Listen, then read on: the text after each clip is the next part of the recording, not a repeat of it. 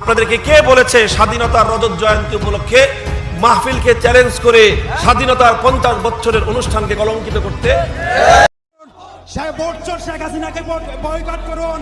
মোদির আমন্ত্রণ পত্র প্রত্যাহার করো।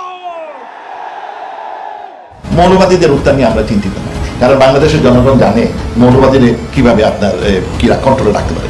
সুবর্ণ জয়ন্তীর কোনো আনুষ্ঠানিকতা বিশৃঙ্খলা সৃষ্টির অপচেষ্টা করলে তার সমুচিত জবাব দেওয়ার জন্য আওয়ামী লীগ প্রস্তুত।